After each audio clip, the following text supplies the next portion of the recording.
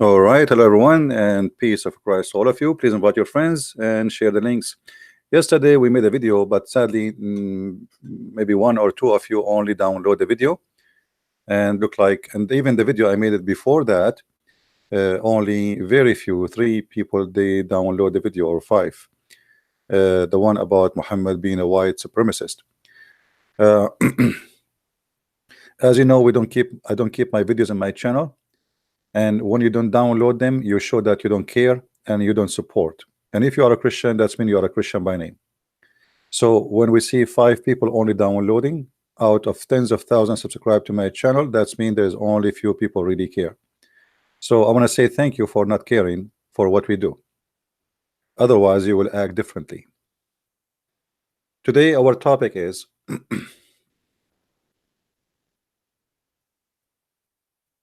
why Islamic countries, the top happy countries in the world, are Islamic. Now, for sure, this is absolutely fake news. I'm just being sarcastic.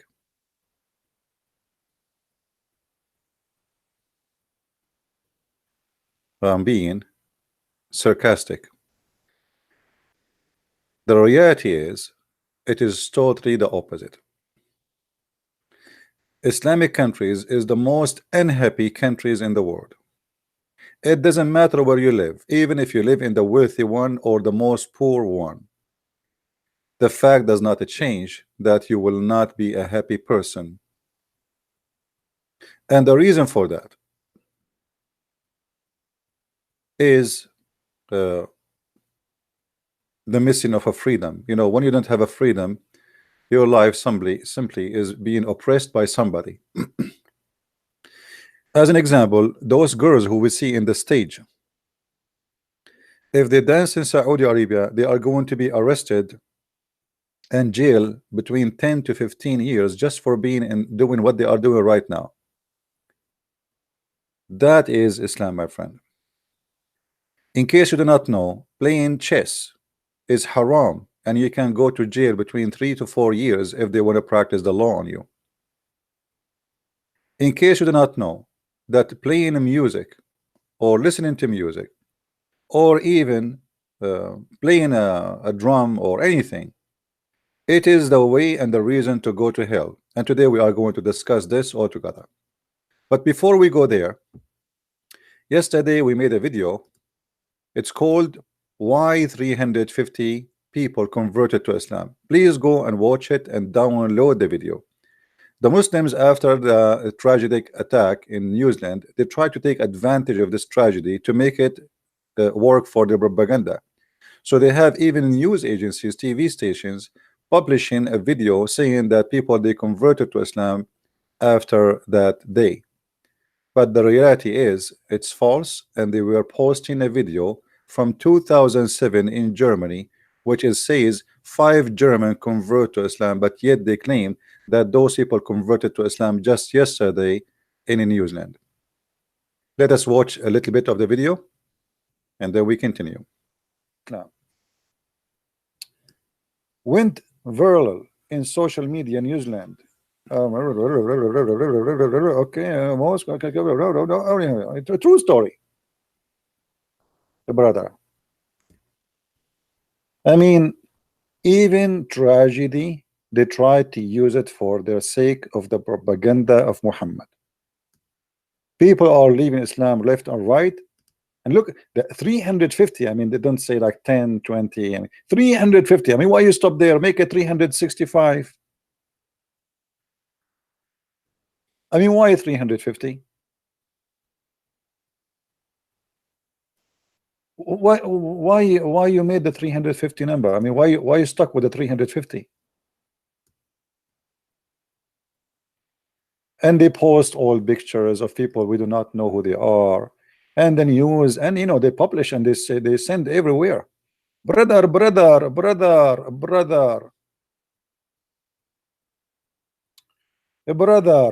true news, brother, true news. Shahid Sadaki. All right, so this is what was the video is about. You can download it. You can just search for the following title and you can download it wherever you find it. All right, Why 350 people converted to Islam in New Zealand after a church, you know? And you will see how popular this post between Muslims. Muslims are posting this everywhere, as you see here. This is in the front news in Google. 50 Muslims killed in New Zealand, 350 accepted Islam. It's all over, and all those they claim themselves to do da'wah to Islam, to invite people to Islam channels. They are posting the same exactly videos, and all those pictures are old and they are false and they are fake news as usual. Now we go back to our topic. The top 10 country of happiness. First of all, I mean, you see in the picture here, this is National Geographic website. All right. What do you see in the picture? In Islam, this is haram, and you can be beaten to death for just doing this. You and your wife, or your whatever who she is, and in bicycle, and she is wearing a short. Actually, the woman, she will be raped guaranteed if she do that in Pakistan. Or imagine in Afghanistan, or imagine she do that in Somalia, or imagine she do that in Saudi Arabia. So simple things you do in your life today, in those Islamic countries, it can cause your death just wearing a short. And the funny, they say wearing a short is not right because that exposes the woman's body, but they don't have a problem to have a boy, they call him Bacha Bazi, dancing for them, dressing as a girl, and after the party they have sex with the boy. But women having short is haram. Absolutely. It's a big sin, brother. So the top 10 happy countries according to this National Geographic. By the way, I don't believe in articles, just to be honest with you. I don't think people in as an example, the number 10 country, happy country, is Sweden. I mean, why? Is that sense because you have a lot of you know, I don't know what to say. I mean, in the last years, you know, Sweden maybe was really the best country to live in before, but now because of the open policy for immigration and anyone can jump in the country, including people who they can be a rapist, how Sweden can be the most happy country, but it still look like it's holding itself to be one of the best. So it is number 10, and then Australia, and then New Zealand, and then Netherlands, and then Canada, and then Finland, and then Norway. Now I guarantee you that those numbers are not really accurate. As an example, I mean, why in the world somebody who live in Canada will be the most happy person, number what, number 6? That's not really accurate. It can't be true. However, the point here that none of those countries, which is maybe to be considered the best, and you can have a different opinion about each one of them, is none of them is Islamic. So what is the secret? Why Islamic countries don't make it to the most happy countries in the world? Let us see some of the reasons. Islam promotes sadness and anger. As an example, if a person he want to have fun in life, what he do? I mean, have fun without hurting others. What he do? I mean, what we can do? What we as a human have, you know, something right to do, and we can do it without hurting others. It can be considered as fun. The Quran says that those who spend their time speaking about anything except Islam, they are evil people. They are bad people, and Allah will send them to hell. In chapter 31, verse number 6, it says, وَمِنَ النَّاسِ مَنْ يَشْتَرِي لَهْوَ الْحَدِيثِ. What does that mean? There's people who they speak about things which have nothing to do with Allah just to misguide you. So the second you start talking about art, start talking about the music, start talking about anything, it's not about Allah and Muhammad. Obviously, you are a person who are trying to misguide and mislead people from Allah. Now, somebody might say to me, "Well, what does have to do with what you are saying? This is a metaphorical, have different meaning, and have nothing to do with what you are saying." Well, we have Muhammad to explain to us what is that mean. You know, uh, like what Muhammad said about the music, as an example. This is one of the examples how people they can mislead you. Uh, I will show you, and I will start from simple stuff. Bill. All of us we have a bill, either in your phone, either or in your door. Even that is a musical of shaitan.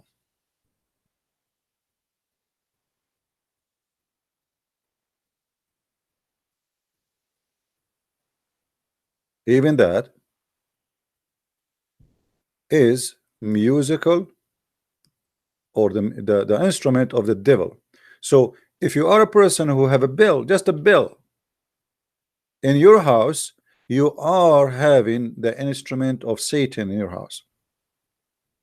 And here the list of sadness grow.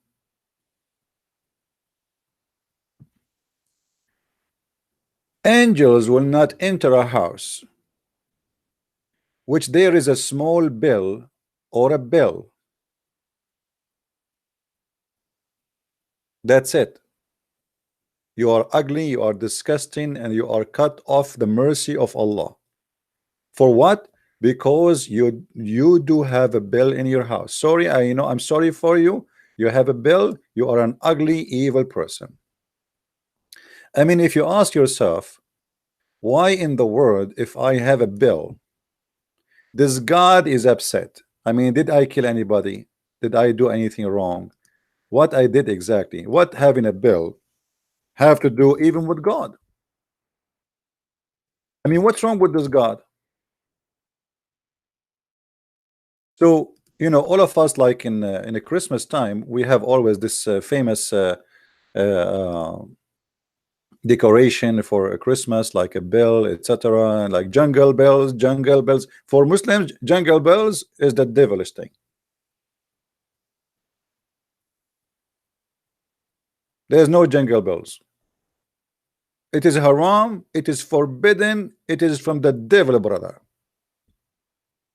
And that explain why in the Christmas time millions of Muslims they have Christmas tree inside their houses secretly, because they are trying to bring happiness to their life, which is not exist.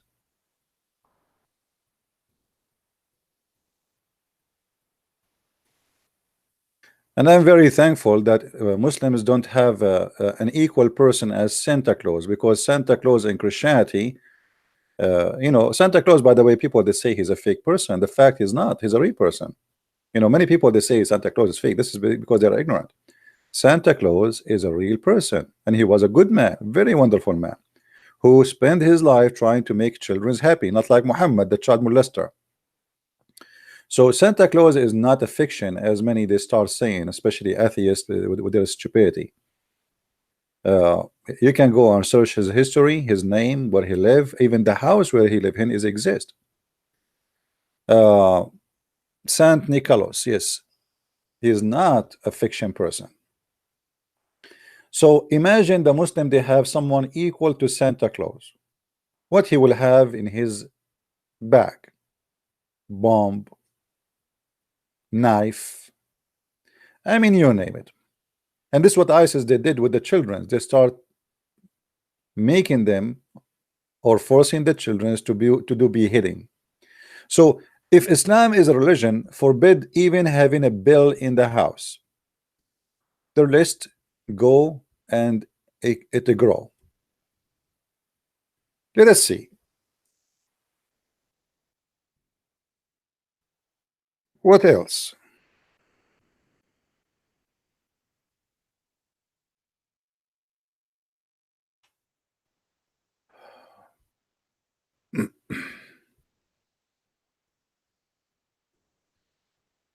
Here, by the way, here you see the hypocrite Muhammad.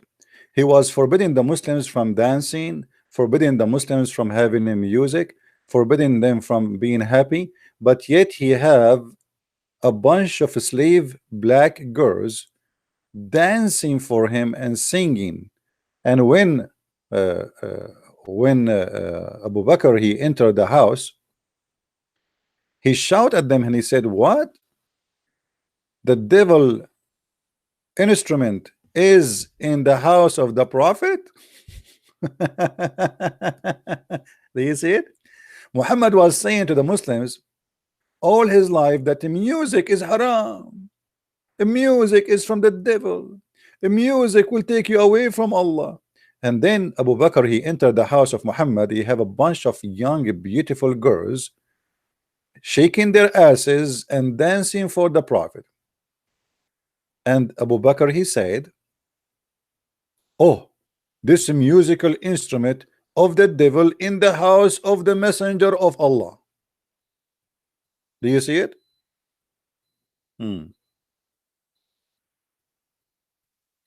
Okay, guys, just hold on a second. I am making yogurt. Do you know how to make yogurt? I will teach you. Uh, Here you will see the hypocrisy of Muhammad. Slave girls are singing, and supposedly the song is about Muhammad being victorious. So you can sing about Muhammad. Muhammad listening to a song about Muhammad. Muhammad singing, listening to a song about him bringing Islam. It's fine. And girls are singing. It's not haram. It's not haram. Even they are not his wives. It's okay. And they are playing with the drum. It's not haram. But if you do the same, my friend, you are in trouble. So now the Muslims, because of this, they say the only song is not haram is the song the Prophet was listening to, because the Prophet he listened to it. This is the only song is halal. All right. If we continue,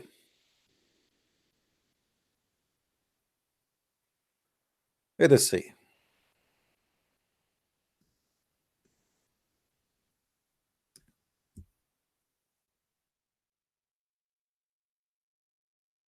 Muhammad is speaking badly about the Muslims, and he said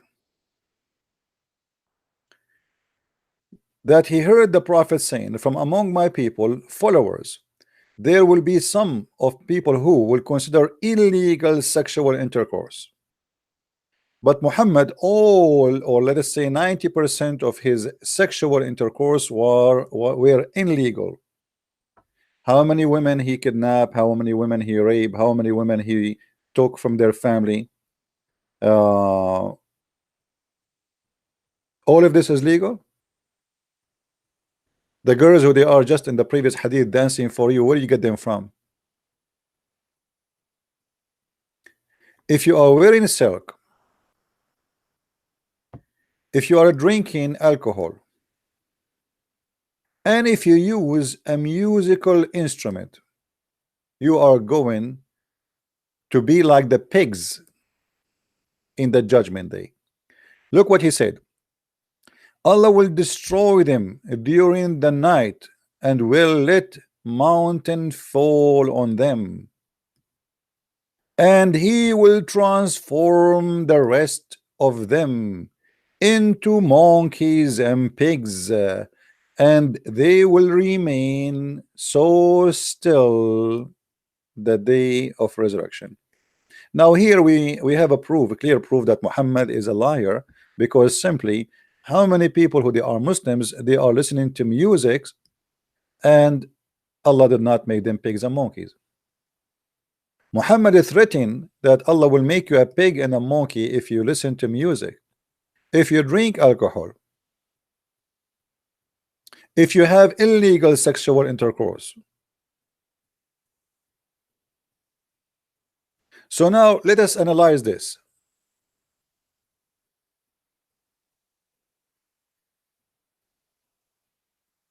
Illegal sexual intercourse is haram. But Muhammad, he allowed Muslim to have 1 day or 1 hour or 1 night stand or 3 night stand. If you remember, Muhammad, he said, and again, it is Muhammad who said, not me. Any man and women, they agree to have, and the Muslim here, they put between two bracket, temporarily marriage. The fact this is not a marriage and this is temporarily, yes. But to care to hide the shame of the prostitution of the Prophet of Allah, they claim that this is marriage. Since when a marriage can be temporarily? Since when marriage, you hire a woman by paying her money to open her legs and you call that marriage, and then you say to her, I want you to open your legs for me, excuse my language, for the coming 3 hours or 3 days, and I will pay you $100 or $10. And if she agree, that according to Muhammad or the Muslims, they call it marriage. The fact in Arabic does not say anywhere the word marriage. It says any man, any male, any female, they agree to associate, to live together, to have boom boom together. أيما رجل وامرأة, as you see with me in the screen for those who speak Arabic. أيما رجل وامرأة توافقا فعشرة ما بينهما 3 ليال فإن أحبا أن يتزايدا أو يتتركا تتركا. Any male and female, they like to live together, which means have sex for 3 days. If they like to increase, they can increase. If they like to decrease and let it go, they can. So when Muhammad, he says, my people will make it legitimate to have sexual intercourse, he was talking about what? If you can even have a woman, all what you need to do is just do it according to Allah, by saying to her, hey, I want to F you, how much you want me to pay you? And the women, she say, okay, we have to do it halal way. Okay, I have to pay me $10. Okay, for how many hours? For 5 hours. Oh, don't you think $10 is so expensive for 5 hours? I don't care. This is business. Take it or leave it. This is halal. So when you hear Muhammad is speaking about illegal sexual intercourse, you die laughing and you think this guy is like the rest of the Prophet. He is against illegal sexual intercourse, when the guy, he promote everything to be illegal, to the point even we have Muslims, they say to us in heaven they will have sex with their mother. Do you remember? How many of you remember? I don't know how many of you actually download the videos, but I guess not many.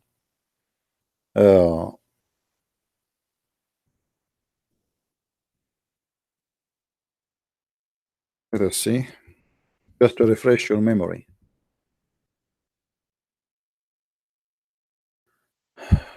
Just refresh your memory.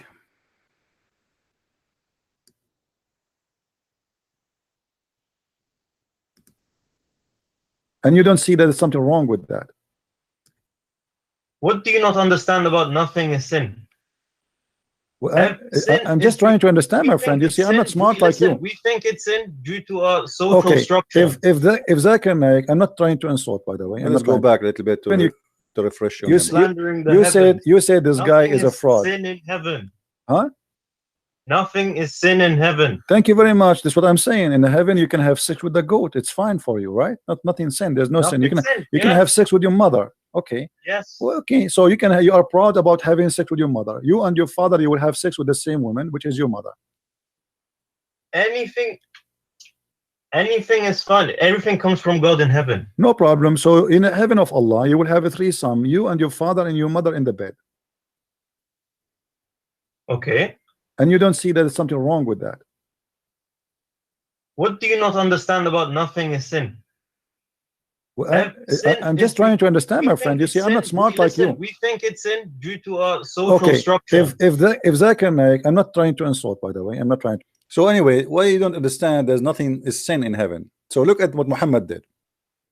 Muhammad, he made the Muslims very stressed and he manipulated their mind, saying to them, in the heaven of Allah, you can if your mother, you can if your sister, you can if your grandmother, even you can if Muhammad himself. And actually later we will speak about, and he said, yes, so what? Actually, I asked him, what if Muhammad Ali Klai, he wanna have sex with you? The guy, he said, and you can hear it, he says yes, like he was excited. So what Muhammad did, he corrupt the mind of the human being who supposedly a believer in him. In the same time, he oppressed the person who don't believe in him, but yet he is born in a Muslim family. So now if you are born in a Muslim family, you have no choice to say, I don't accept this. Because who are you? You are just a Muslim and you have to obey. Your opinion is who nobody care for it. You're no one. You're nothing. You are just a Abdul. And as long you are Abdul, you just obey. So Muhammad here by saying that the one who have sexual intercourse illegally, which means you have to pay a woman, hire her, that will make her legal. Is if you have a girlfriend without paying her, this is haram. The woman, she have to take off her panty when you agree about the payment and for how long. Now the Muslim, they say that later Muhammad, he abrogated this and he forbidden it. But this is will be very strange because we have reference saying that the Muslims, they practice that even in the time of Abu Bakr and Umar al-Khattab, which mean even after the death of Muhammad. Secondly, why he approved something and then he disapprove it later? Number three, the Quran approved it in the chapter 4 verse 24. Allah, he allowed the Muslims to do the mut'a as we see it. And then Muhammad continues saying, wearing silk. Okay, you see, wearing silk, I can understand as a person saying, oh, this is expensive clothes, maybe you should give your money to somebody is poor. But Muhammad, he was living a very wealthy life, and the proof is simple. Muhammad, he have hundreds of slaves, if not thousands, and he have 13 wives. So let us say Christian Prince, he bought a silky shirt, expensive one. Let us say it cost him $500. By doing that, I go to hell. But a man, he have 13 wives, spending his money on women he do not need, holding women in his house as if they are goats, and yet they claim that he was poor. And every woman, she have her servant slaves, they have guards. When you go to the house of the Prophet, you have to ask for permission from who? From the guards, the black slaves standing in front of the door. Then Muhammad, he go farther and he says, and drinking alcoholic drink. But Muhammad himself, he used to be drunk at least 3 to 4 days a week. So what happened? Not only Muhammad, all the Muslims, they used to be drunk all day long, to the point Muslims, they go to pray and they are totally drunk. To the point Muhammad, he had to make a verse claiming that Allah, he said this verse, asking the Muslims not to come to pray when they are drunk. Chapter 4 verse number 43. Oh, you believe, don't come to pray when you are drunken.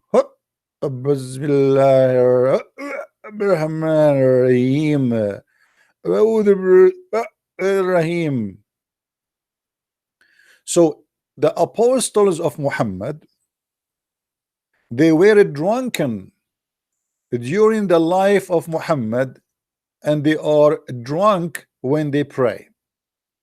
And the reason Muhammad, he made this verse, because people, they start laughing to death at the believers who they are standing behind the Prophet, and they are falling apart because all of them, they are drunk. So Muhammad, in order to stop this humiliation for his religion, he did not say to them don't drink, and he did not dare, because at that time he was weak. He don't want them to leave. And the same time, he himself need to drink, and he want to drink. Muhammad, he forbade drinking when he himself got sick and he cannot drink no more. If you remember, the hadith says that Muhammad, he died because of a poison he ate in Khaybar.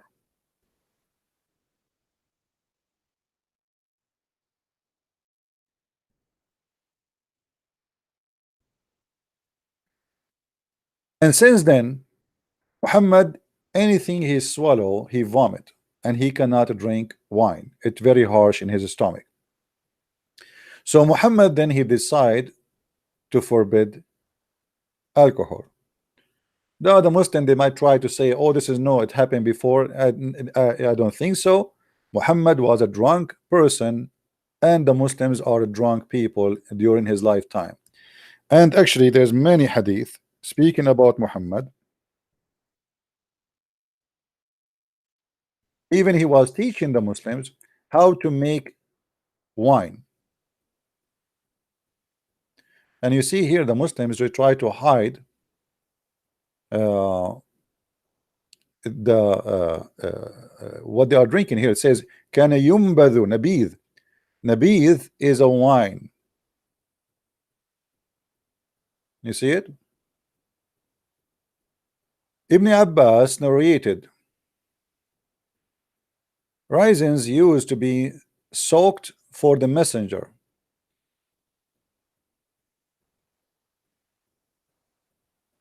The fact here what they are saying that they use to make from the grape wine for the messenger, and he drink it. He drink it.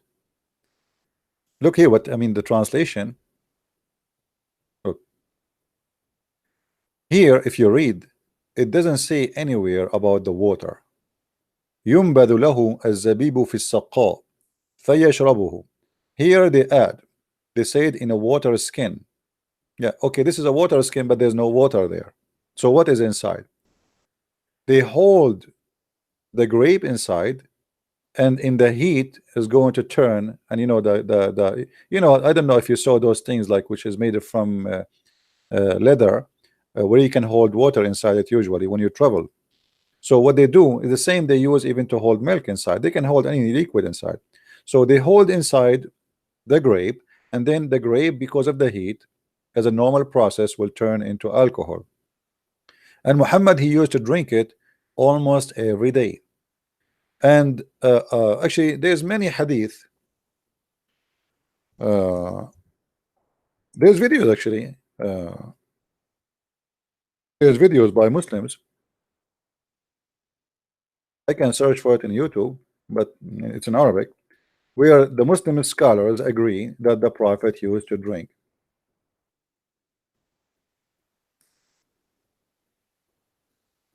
See, all those videos are talking about the Prophet drinking alcohol. Those are scholars, very well known people.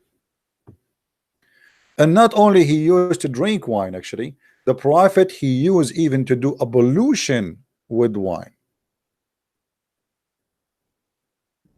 You believe it?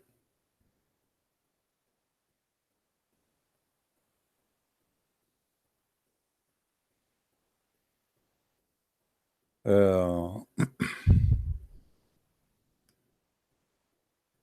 let me see if I can find some hadith.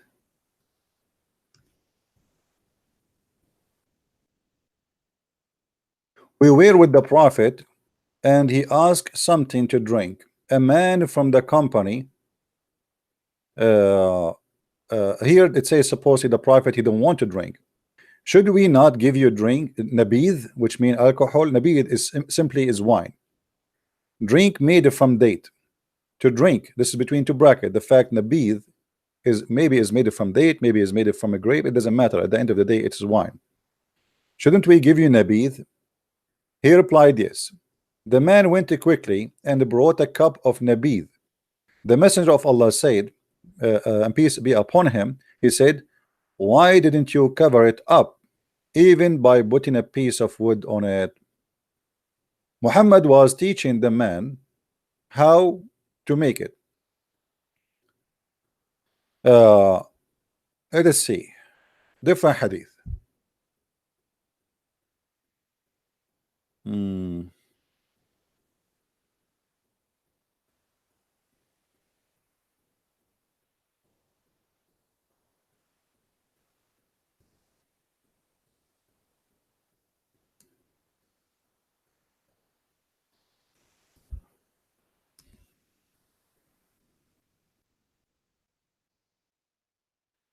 while he was at the rukn, the corner, like I saw a man bringing a cup to the messenger of Allah, and it was inside there was nabid, and he gave the cup and he raised it to his mouth, but he found it to be so strong, to be strong, so he gave it back to the man among them, and the people of messenger says, uh, is it unlawful, oh messenger, is it unlawful? He said, bring it, bring the man to me. So he was brought to him. He took the cup from him and called for water, and then he poured into the cup, which he raised to his mouth, and he frowned. Then he called for more water, and he poured into it. So simply what Muhammad saying, if the wine is strong, break it with some water. And the funny here, you will see the Muslims, they are not translating the word nabidh. You see here, did you notice here? I mean, why the Muslim did not translate the word nabidh? Because they don't want you to show you that this is nothing but wine. What the point of translating the whole story, but you don't translate the word nabidh? Why you keep it nabidh? I mean, what is equal to this? There's no equal word for it.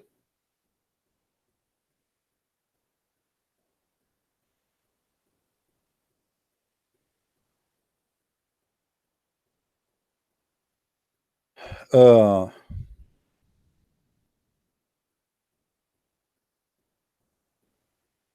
Let us see different. Actually, there's many. We can, like, there's many other books actually, but we prefer to show from the most accepted books for the Muslims. Uh, um,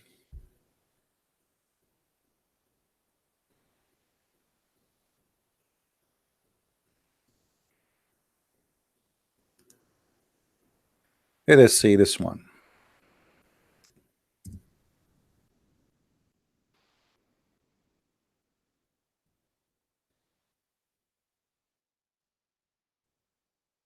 On the night of the genie, the messenger of Allah said to him, do you have water for ablution? He said, no, I have nothing but nabidh.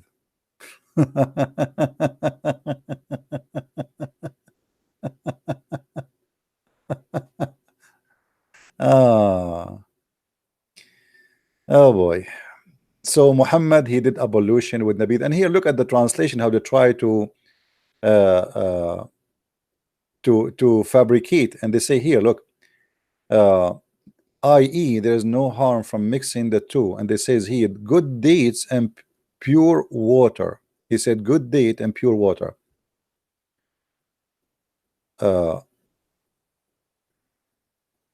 Here you need to ask yourself why Muhammad is doing ablution with the wine if the wine is haram.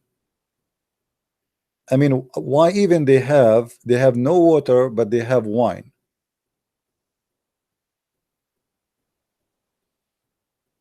Oh, we can find tons of other stories, and actually I wish I can play for you uh, the video where Muslims speak about the Prophet, because whatever I say, the Muslim, they will say this guy is lying.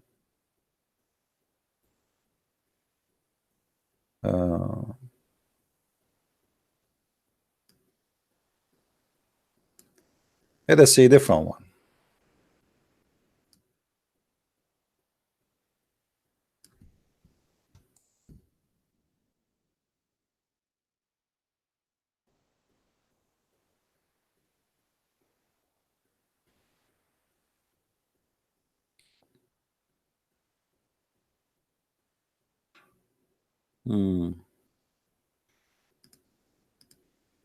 Okay, look like this one is not in this website. Let us see.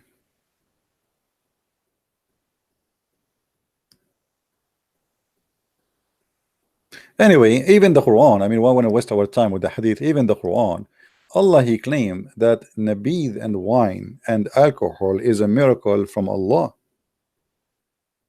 Uh,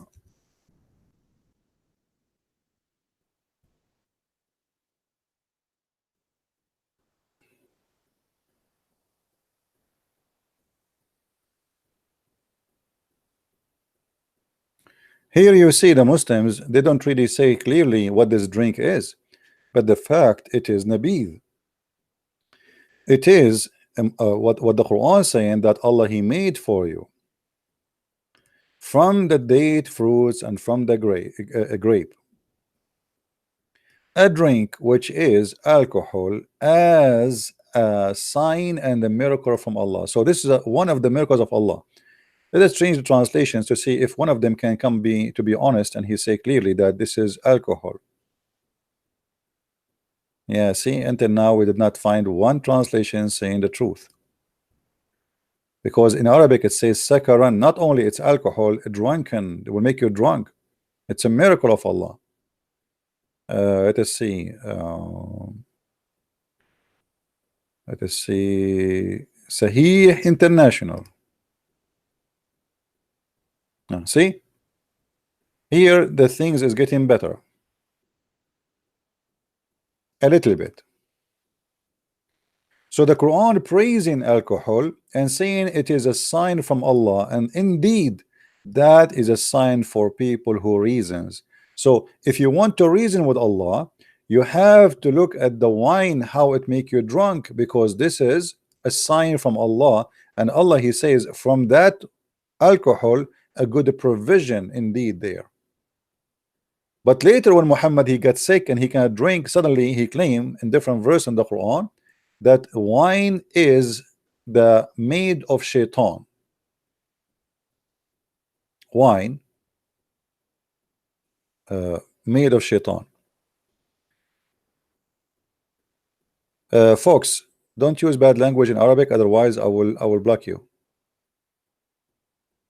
Folks 400, don't use a bad language.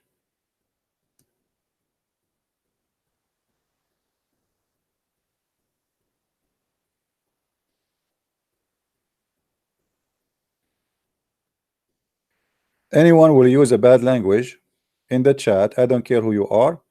You are a Muslim, you are a Christian, you are a Hindu, you are a Buddha, I will ban you. So this time we give you time out, next time we'll ban you. You can speak your mind, but don't use bad language. Not even against Muhammad. Don't say the F word, don't say anything like that, because that will not make a point. Here we are here to teach, not to call names. So now we go back. What is else can make us happy? You cannot have alcohol, you cannot have a music, and if you do that, Allah will make you a pig and a monkey, as Muhammad he said in the judgment day. Actually, not in the judgment day, right away. In the night, you drink it, and the night Allah will come to you and He will let the mountain fall on you, and He will make you a pig and a monkey. Allah will destroy them during the night. So if you play with some music at night, Allah will come and He will destroy you during the night. So now I cannot play music, I cannot have party, I cannot sing. What I can do? Maybe I can play chess. Finally we found something. It is not haram. What about playing chess? Is playing chess is haram in Islam? The answer, yes. Even chess is haram.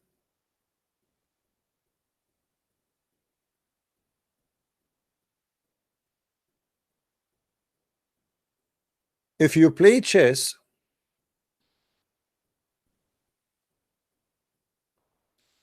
you are committing a big sin, and Allah will punish you badly.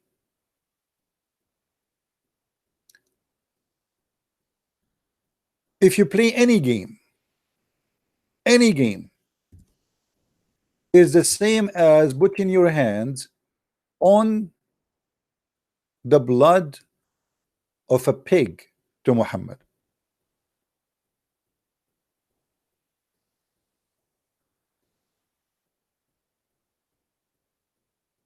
Do you see it?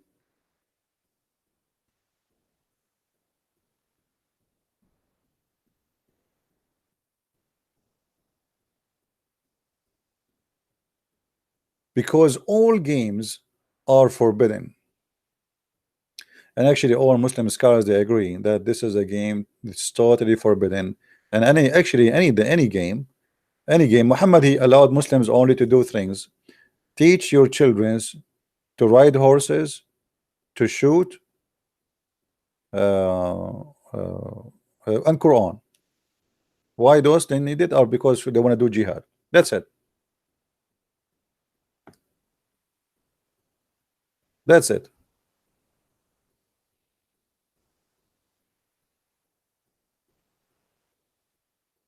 So what we have left in our life to be happy? If you live in Saudi Arabia and you go out in the street where everything is haram, forbidden, I cannot buy a guitar to play a guitar when I'm home. I cannot play music when I am home. I cannot play a game when I am home. So what I do during my lifetime? Muhammad, he wanted to be sure that you as a Muslim, you will be only subdued to him, and the excuse is Allah. But we showed you how Muhammad, he have slaves, girls dancing for him, and they are having party at the house. And Abu Bakr, he said, the instrument of shaitan in the house of the Prophet. Even having a bell is haram. What about even having a picture? What about if you want to be an artist?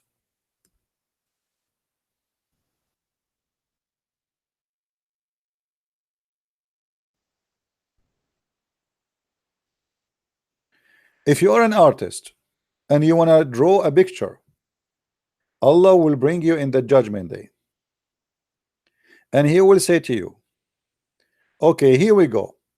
This is the picture you draw. I want you to make it alive. And he will order you to breathe into it to give it life. Read carefully what Muhammad he said. This is not me. Actually, let us see a more clear hadith from this one. The Messenger of Allah said, whoever make an image, he will be punished until he is commanded to breathe a soul into it, and he will not be able to do so. You see, all of those are about against images. Now you see, having an image of to worship, I can understand, but why if I make an image it is haram? And by the way, Muslims today are hypocrites. Excuse me, they are not following the Prophet, because how many Muslims they have a phone? The phone you have in your hand is nothing but images. Computer is nothing but images, even if you don't open images, by the way, because if, as an example, if you have Windows or if you have Mac or whatever you have, icons is images.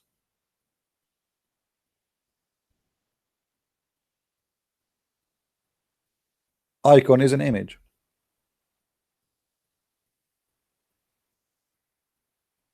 How many Muslims they have TVs? All the Muslims have TV, but in fact TV is haram, because TV is nothing but endless images broadcasted from somewhere. Some of it is for living being, and some of it for draw or art. So now if you are a Muslim and sitting at home, and then you turn your TV, and then even the music for the news, like da, da, da, da, news, this is haram. So you are being hypocrite. So now what is left for a Muslim to do in his life?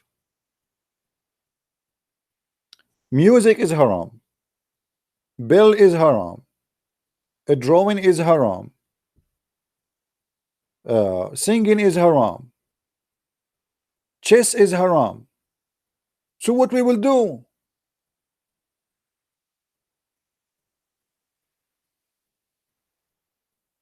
What exactly we can do?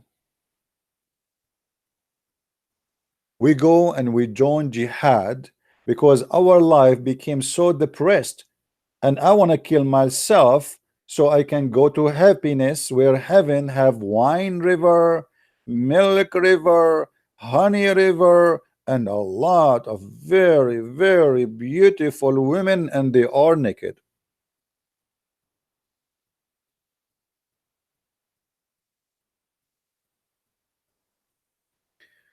We have a person, his name is Ison. He said, after listening to you for 5 months, I accept Jesus. Glory to the Lord, my friend. I don't know why Google restricted your message. This guy, he just said, I accepted Jesus, and Google restricted his message. You see, Ison 1.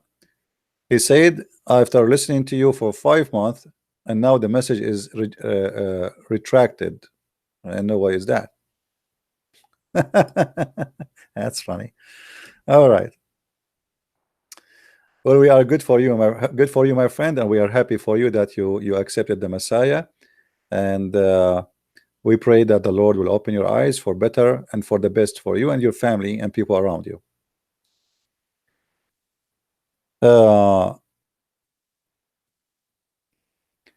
If you look at this, you will see that Muhammad is trying to bring nothing but depression in the life of Muslims. So that their life became in what now? Focus in what?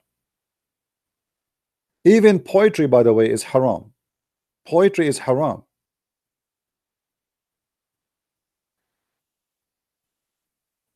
The Arab, they used to do something is called saja. What is saja? Saja simply is Quran, the same as Quran, but it's better quality. But since Muhammad, he started doing saja,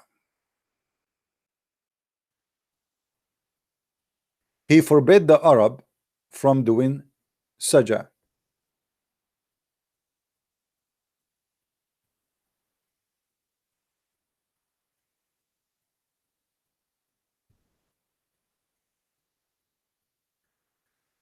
You see here, by the way, the Muslims, they give a false translation for their hadith. This guy, he's saying, this guy, he is from إنما هذا من إخوان الكهان. Muhammad, he acknowledged that there is people who they call them the monks, who they speak in saja. In English here, they give it definition this word.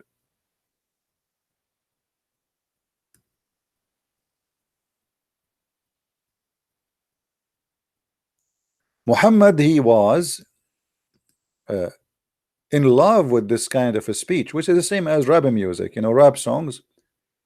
But look here what this hadith is saying. The Muslim, they say to us that nobody spoke Quran like Muhammad. But look what the Muslim says and what people they say about Muhammad. Thereupon Allah Messenger said he was talking saja phrases like the saja of the desert Arab. This is exactly the Quran, but it's a bad version of it, very bad quality.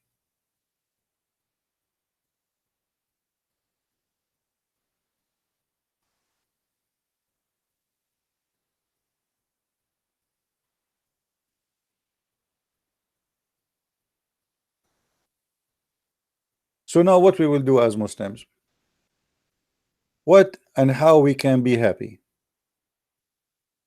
The 10 happy countries in the world, none of them is Islamic, and actually those countries, the good news is the more number of Islamic people will be there, those countries will lose happiness. Attack in a Christmas market, attack in etc., attack in a, you know, you just name it. Just wait for what's coming. Already it's happening for the last 20 years. And we pray that people who they are happy, they will stay happy. It doesn't matter which country they are from, which ethnic, what color. But this is not the point. The point is Islam is meant to oppress a human being. So he go mad and he start doing what is wrong. Do you ask yourself why somebody want to drive a truck full of TNT or S4, C4, and he wanna explode himself? What is the purpose of that? I mean, why you do that? Because Muhammad, he made the Muslims hate their life because there's nothing left.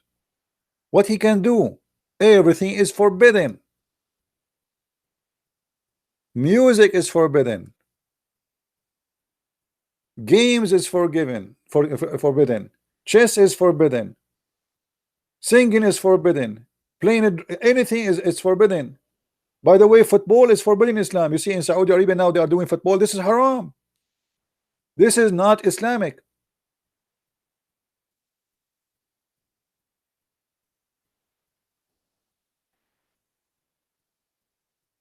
So what a Muslim, will make a Muslim happy?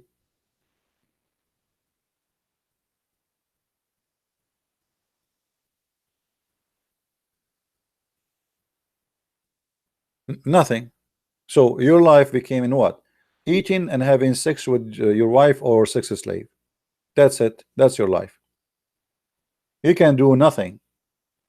You know, there's an Arabian series to make fun of how we Arab live in the Middle East.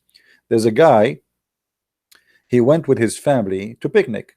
You know, picnic. Like, let's have fun. It's not haram in Islam to have picnic with your family. You can, but it's haram that people they can see your women. So what we would do? He took them to picnic, and let me draw this for you so you can understand what I'm saying. I have to use now my specific skills of art, as you know. So imagine you go with your wife. Here we have a river. Okay, this is a river, and now you and your wife are going to sit next to the river, but around the river there's people too, and you sit here with your family. This is your wife, this is you, this is your kid, this is your daughter. Now, because it's haram people to see me, so I put a sheet in this side.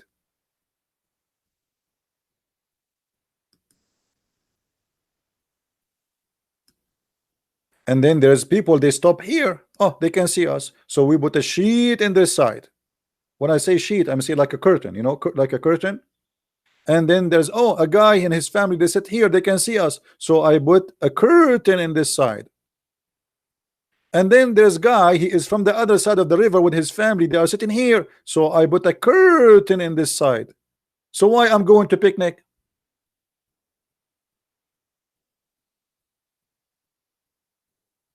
What kind of a picnic this picnic is? I have 4 curtains around my spot.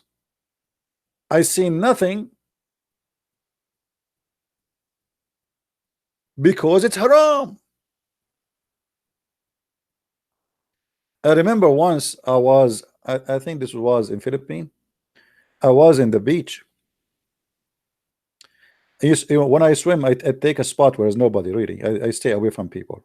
So I was like in a spot which is almost empty, and then suddenly Abdul and his wife, she is wearing jalabiya, you know, like, you know, the clothes which is wide, and they jump in the water and they were walking, and he got close to me, and then he says to me, keep a distance, keep a distance. I said, hey Abdul, I am here before you.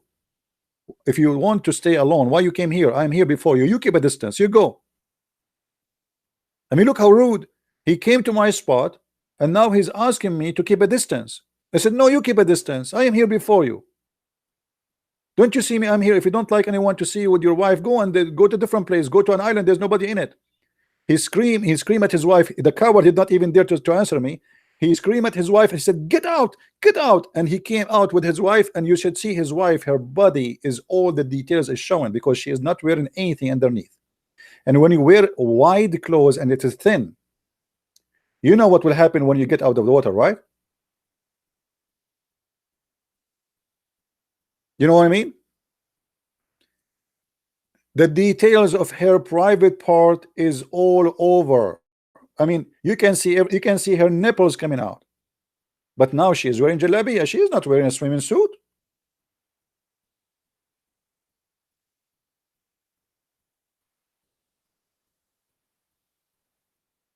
So what we can do in our life if we are a Muslim to be happy? We go to the mosque teach us that we have to fight the Christians and the Jews. We have to fight the Hindus, they are kuffar. We need to fight the Buddhas, Allahu Akbar. The atheist, Allahu Akbar. I mean, everybody is an enemy. The Quran says in chapter 5, actually many verses, but as an example, chapter 5, verse 151, take not Christians and Jews as a friends.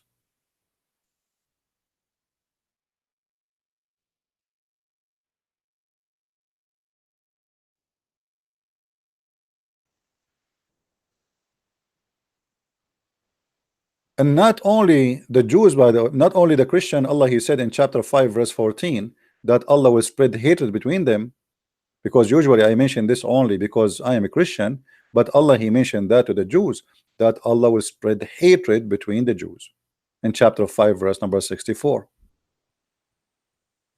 So the God of Islam, He is consistent with His hatred, not with love. He want to spread love. The same He do say about the Christians. If you go to chapter 5 verse 14, it says exactly the same. Allah He want to spread hatred and enmity between the Christians until the day of resurrection. So now we have a good idea why a Muslim person is not a happy person, because what is left for him to live for? What is left? This is about the Jews.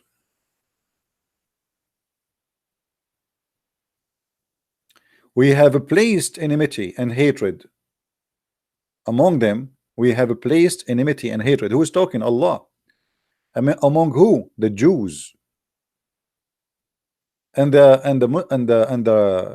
American, they are wondering, this Somalian women who became a Congress women because of the stupid Democratic Party in USA, as usual, the left.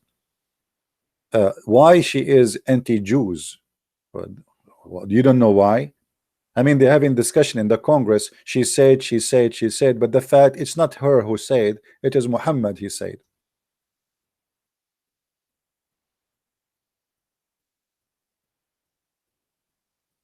Among them, Allah saying, we have placed enmity and hatred till the day of resurrection.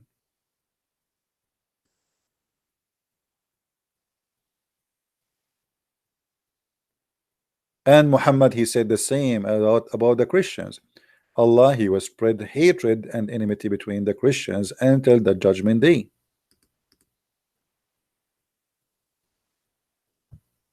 From those who call themselves Christians, we did take a covenant, but they forgot a good part of the message that we send them, so we string them with enmity and hatred. So we understand now that Islam is a religion who promote hatred and enmity, and how enmity and hatred can bring happiness to the life of a person who is full of hate. It's impossible.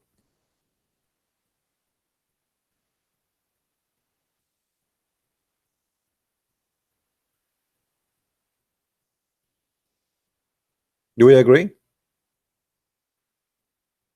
A person who live by hate and for hate, he is the first unhappy person. Yes, you can harm others. Yes, you can kill others and you make them unhappy too, but at the end of the day, you are the first one who suffer from your hatred. You have no good in your life. You go to the mosque, you find people coming from the mosque, their faces as if they are just coming out of the grave. Why? Because the speech was teaching nothing but hate. The Christians, Allahu Akbar, they are insulting the Prophet. How dare to insult the Prophet? We showed you just 2 days ago in the video I made about Muhammad and Allah was a white supremacist. How if you say anything against the Prophet, you should be killed, which means you as a Muslim, you should not be happy if somebody insult the Prophet to the point you are willing to kill, and you have to kill. Killing is a lifestyle in Islam, is not a temporary thing. A person who is a scholar, who he said that the Quran was created, the Muslims, they slaughter him in the Adha day, in the Eid, in the holiday. Big scholar in the history of Islam. The Caliphate, he brought him to the mosque and he said, usually we slaughter a sheep. Today we are going to slaughter this idiot who said the Quran is created. And when he slaughtered him like a sheep in the middle of the mosque, all the believers start rejoicing. This is how the Muslims, according to Allah, rejoice. And actually the Quran confirmed that. How a Muslim he will be rejoiced? Read carefully with me. We don't say things without proof. Chapter 9 verse number 14 says it clearly that Allah said, kill them. Kill them. Allah will torture them by your hearts, by your hands. By the way, it doesn't say punish them. This is a false translation. It says torture them. Allah will torture them by your hands and cover them with shame, and that will heal the breast of the believers. So how a believer will be comfort? By torturing, not punishing, as they claim here in the translation. By torturing, that will make your breast healed. Change the translator.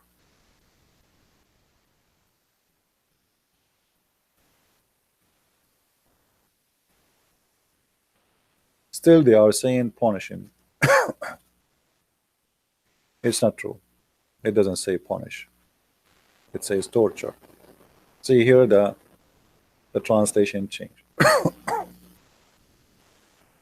And then in the verse after it, the Quran confirm it again. He says Allah will remove the rag within your heart. Allah will remove what? The anger. By what? By killing a human being. The only way in Islam to be anger free is to slaughter somebody, and that will make you happy.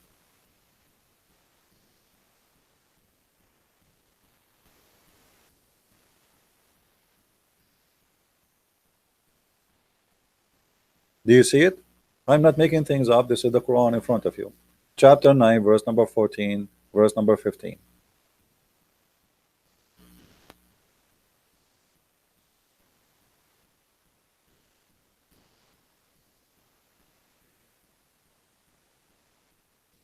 So if you now understand, or you have an idea why a Muslim person is always an angry person, you have to know that Islam brings nothing but anger. Somebody, he made a cartoon, millions of people want to kill immediately. And the funny, the Prime Minister of New Zealand, she was playing Quran in her parliament when they opened the speech, just to show support for the victims. Me myself, you know, I feel sorry for those victims, but playing Quran, which is the root of the problem, is a stupid thing. I mean, do you know even what he is reading for you in the Quran? What he was reading for you? Don't think that those who they are murder for the sake of Allah, they are dead, but he's talking about killing the infidels in the same verse, same chapter.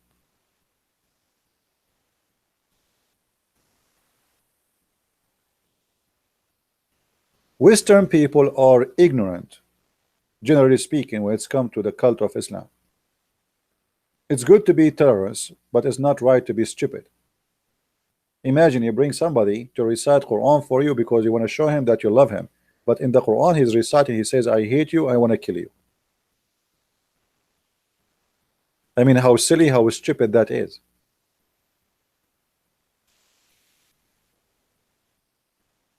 What people do not understand, that the problem is not really in a terrorist attack. The problem is how and why people become into terrorism. Fight the Christians and the Jews and kill them. Chapter 9 verse number 29. Unless they convert to Islam or they pay you jizya, money to live, pay or die.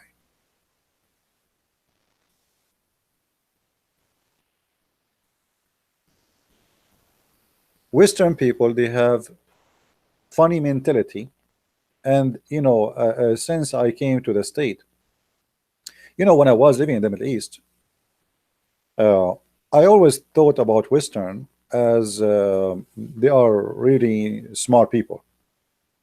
I mean, come on, look at America, look at England, look at France. I mean, look at the civilization they have. I mean, there's no way those people aren't smart. And then when I moved to the West,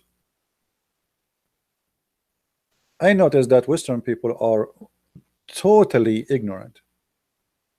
Yes, maybe they have a good working system. Maybe they have a good way to do business. Maybe they have good roads and they have good engineering and they have good structures. They were advanced in many things. But when it's come to know history and religion, they are totally ignorant people.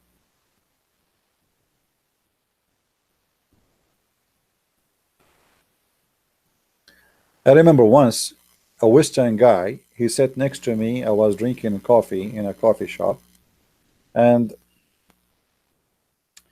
I was reading my phone in Arabic, I think, something like that. I don't know what I was doing.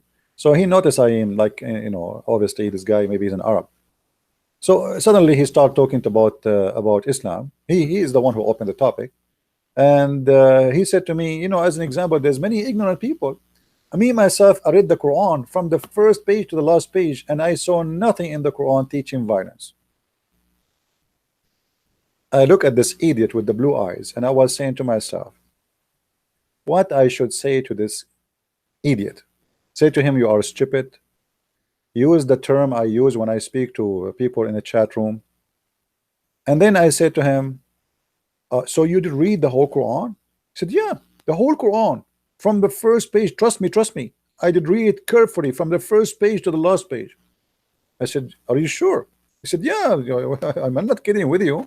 I'm telling you. And I said, well, I don't think this is right. I mean, the first page in the Quran is insulting the Christians and the Jews. He said, no. I said, yeah. And then, you know, after that, we have a conversation. I start showing him in my phone. He said, I don't know the Quran. I did read, have nothing of this. And I said to him, I think you did not read the Quran, really. I mean, you are just copying what some people say. I said, I'm not lying to you. I said, well, obviously, there's no way you did read the Quran and you did not see this.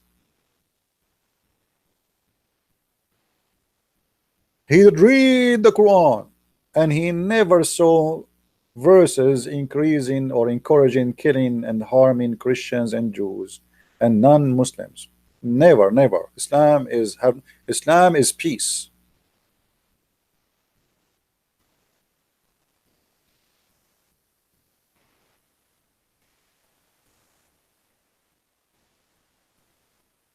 Right? No, he is just an ignorant guy. He's not Muslim. He's not a Muslim. He's just an ignorant. My friend, go right now in the street and ask people about Islam. You will see tons of those American. I speak about American. They have no idea. I have a neighbor. You know, we took his truck to go to Home Depot to get some stuff, and then suddenly they were saying something in the news about, you know, and then he said, he said to me, they were talking about Osama bin Laden at that time, and then I said, well, he's a Muslim. He said, Osama bin Laden is a Muslim? Imagine, after 10 years of 9/11, my neighbor, he did not know that Osama bin Laden is a Muslim. Welcome to America.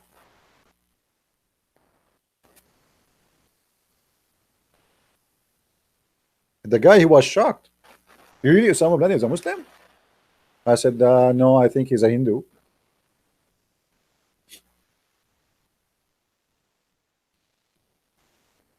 This is America, my friend. And I'm sure you will find the same in Europe. And I believe even in Europe is even more ignorant about what Islam is about. The second you start speaking against Islam, they start right away, they say to you, Islamophobia, you know, all this garbage. Islamophobia is a term to silence the one who speaks the truth. The one who have a phobia is Islam. Why we don't speak about Hindus? You know, Hindus are not, I don't agree with the Hindus. I'm a Christian. Why the problem is Islam? Because if you go on right now and count the last 30 days terrorist attacks, you will find that all is involved Islam. Like after a year or two, finally there's a guy who is doing a terrorist attack. He is not a Muslim. But out of thousands and thousands of attacks, all done by Islamic believers, nobody count them, to the point nobody condemn terrorist attack no more, because simply it's normal to hear that a Muslim attack somewhere. It's like a daily news. Just last month, almost we have a nuclear weapon war between India and Pakistan because of terrorists. Indian was attacked by Muslim terrorists from Pakistan. This is the truth. I mean, why nobody want to see the truth? They attack police station and they slaughter more than 30 to 40 Indian soldiers by knives. And after they kill them, they start cutting their limbs. They say to you about what this country is called, the one in Asia. I forgot the name. The Muslim there, they call them the Ronga, something like this. Even that is not true. It was the Muslims who established an army to kill the Buddhas and to take them out of the land. But this is not even their land. They themselves, they are a refugee.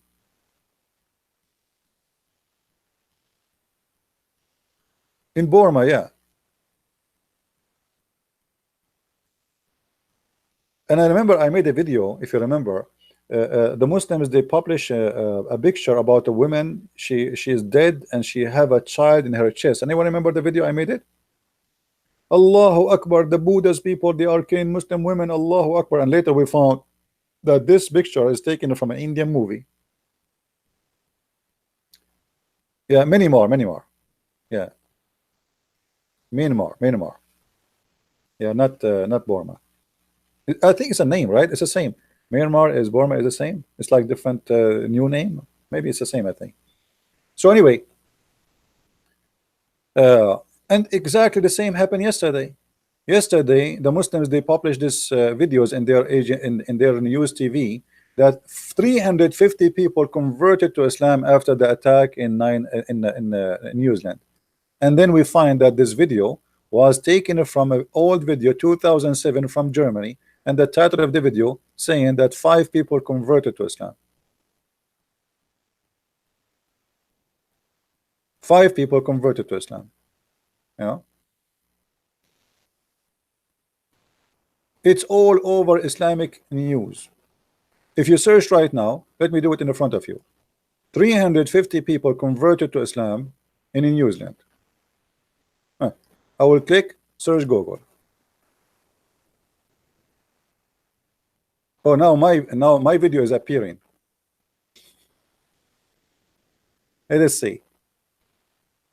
Yeah, this is the video in the Urdu language, I think. Yesterday it was top news where 350 people converted to Islam.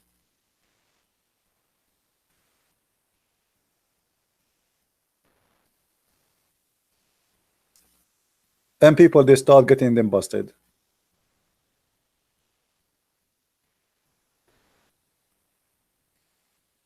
"50 Muslims were killed on Friday in New Zealand, and the 350 people converted to Islam, Kashmir."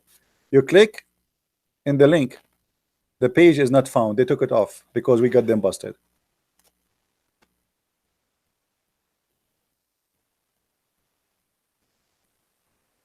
I will not be surprised, by the way, if a Christian prince one day he die and the Muslim, they make videos says a Christian prince, before he died, he put his finger in his nose and he said Allahu Akbar and he converted to Islam. Just wait.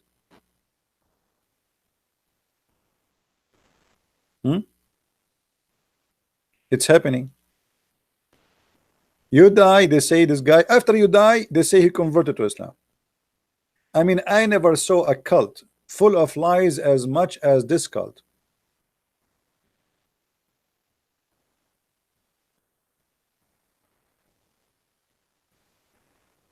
This is why I should not die. No, actually, I love to die. You see, honestly, sometimes if I say to you, you will not believe it. I made a prayer to the Lord saying to him, please, Lord, make my life short.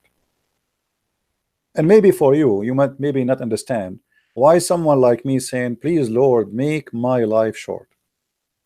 You see, when you are an idiot, you can live, you don't care. I mean, what's happening around you. You know what I mean? When you are a person who can turn your brain off and you don't think about except like food, watching a movie, you know, I mean, normal stuff. Your life is more relaxed. For me, the world is disgusting. I don't think really, I don't see good around me.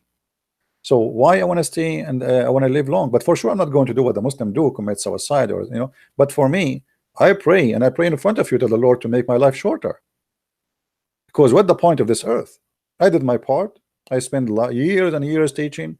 People who want to listen, they can listen. But if you look around you, I mean, this earth is disgusting. What is right is wrong, and what's wrong is right. So why we are holding ourselves into this life when this life really nothing good about it around us? You open your TV, what do you see in TV? I mean, even TVs are disgusting. Either disgusting or stupid. I mean, the most popular movies these days is a Batman. I mean, are you fooling yourself, or you are stupid, or what? A guy, he jumped from a building to building. A Spider-Man. I mean, a human being became so bored to the point he have no idea what he's trying to find in his life. Spider-Man. A guy, he hold himself with a spider silk. Even Muhammad did not come with this idea. So why we laugh at Muhammad when he fly in the top of to the sky with the mule? You watch TV, news. I mean, the news is stupid. The criminal is a victim, and the victim is a criminal. You open Fox News. Fox News is insulting Democrat. Democrat is insulting the Republican. The same boring, stupid stuff. The Democrat, they want to be all America to be hipless, hippie, have sex with everybody, drugs everywhere, and I mean, it's the same stupid thing. Human being is really corrupt, and he became a very disgusting creature.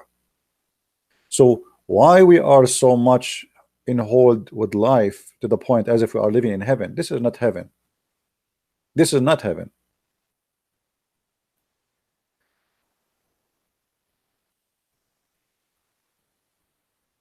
This is why maybe some of you might find it strange that I pray to the Lord in front of you to make my life short. I don't care really if I die immediately right now. As long as I'm a believer, my friend, and I believe that there's a place for me with the Lord, with the Messiah, why I want to care for this earth? But for sure, we are against committing suicide or doing something harm. I'm not speaking in a negative way. I'm speaking about reality. A person who don't care for what's happening around him, he will have a, you know, he will be relaxed. For me, I go to bed to sleep, my brain is functioning, is running. I try to turn it off, I cannot control it.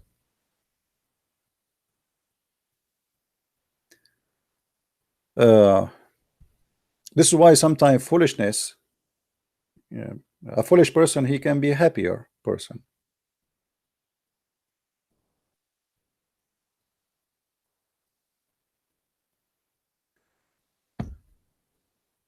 Good to be foolish sometime, isn't it?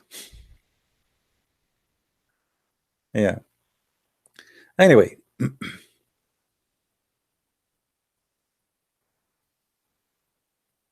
Yeah, people who get hurt most is people who care most. That's absolutely true. Because if you don't care, I mean, whatever happened to your neighbor next door, you know, who care, right? And so you still enjoy what you do. But at the end of the day, if you are a person of a quality, you cannot lower your quality. This is how you are. This is how you are made. We should care for everybody. I care for Muslims too. I wish all Muslims to live in peace and to have nice life. Why not? They are human like us. Because at the end of the day, love and peace will return to all of us. You see, if Muslims, they learn the value of peace and love, then they will not think of harming someone as a Muslim. So the benefit is for all mankind. It's not only for the Muslim. If we can convince somebody to believe in the value of peace and to be civil. You see, you don't have to agree with the Christian prince. You don't. You have the right to be upset from a Christian prince saying something about your prophet. But why you want to kill? Answer him, refute him. People, they say the F word to Jesus every day. No Christian saying I'm going to kill you for saying that. Yet Jesus for us is not a prophet, he's God.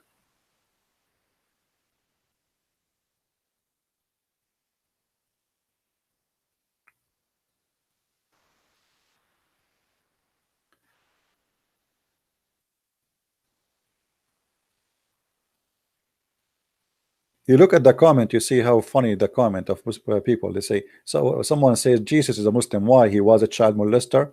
If Jesus was a Muslim, why he did not slaughter people? Why he did not have sex with a child? Why he did not say beat your wife?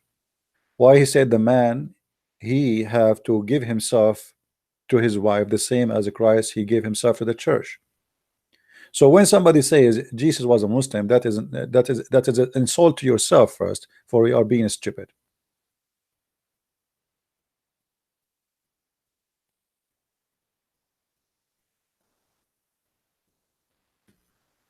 Why? Jesus he kisses stones? Jesus he order theft and rape? Jesus he allowed us to lie? Isn't it Jesus who said either you say nay nay or yea yea, which means even oath is not allowed? Jesus the one who said love your enemy. How Jesus can be Muslim? Muhammad he says kill anyone, kill the one who insult the prophet.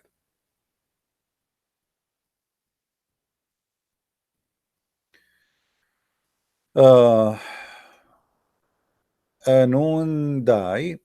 Arabian prophet, please say the following prayer just before going to sleep. Father, into your hand I entrust my spirit. It is night prayer from the Old Testament. You will have a good sleep. Thank you, my friend Anun Dai. Actually, I appreciate this gentleman, Anun, because actually he is always he support us and by donation. So I mean, this guy, he don't hesitate always to support, and I appreciate all those people who support us. Your support is really needed. And thank you, Kyrgyzstan, Jakovic. Usually, by the way, forgive me for not saying thank you for those who give donations, because I know that you are not looking for me to say that. But for sure, absolutely, we appreciate your help.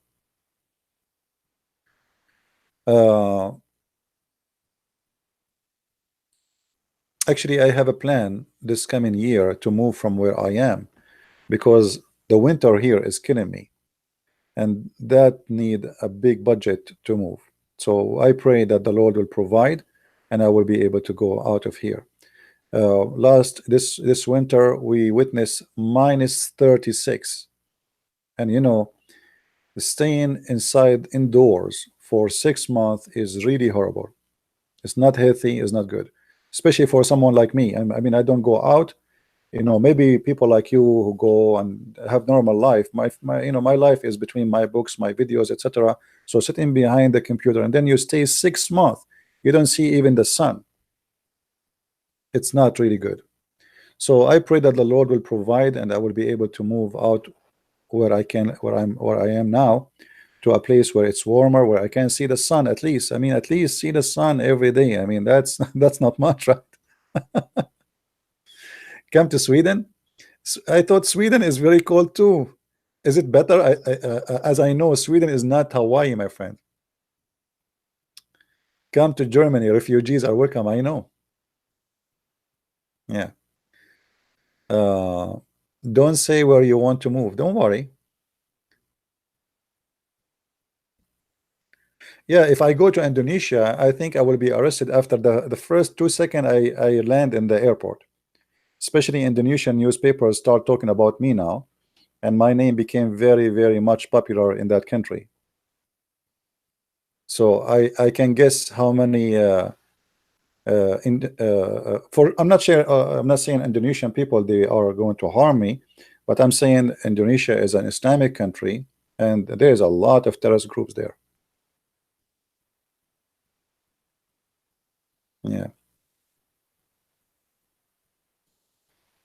I love Serbia. I love the Serbian people. You see, I always respect those people. Serbian people are one of the best ever. You know, for sure, like everywhere, there's bad and good, but Serbian people are wonderful people. And look what happened to them. Look what the West did to the Serbian. The West took the side of Al Qaeda, fought side by side with the terrorist against the Serbian, and they took Kosovo, the heart of Serbia, from the Serbian. And I pray that time will come and the Serbian people will take their land back, because you see, people are ignorant about history and people don't want to tell you the truth. The first king of the Serbian, he was from Kosovo. This is what Kosovo is for the Serbian. This is not a town. This is not the Muslims. They are the one who occupy Kosovo. This is not their land. If you don't believe me, go and read history.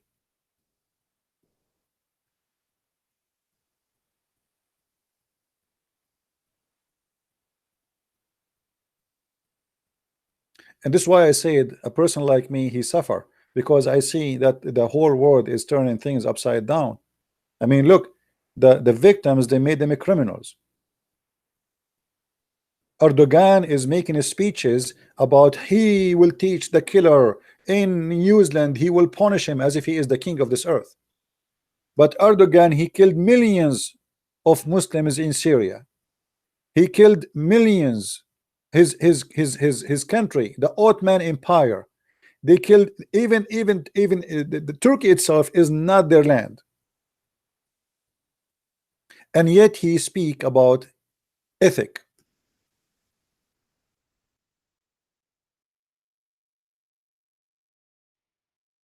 Criminals are the most people who speak about ethic, but they don't have it.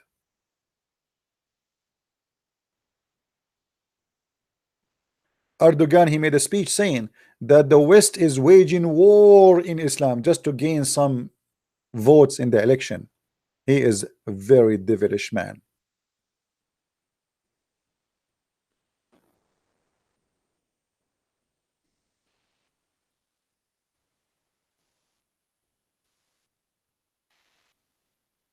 So they kill you and then they go in your funeral and they claim that they are the victim.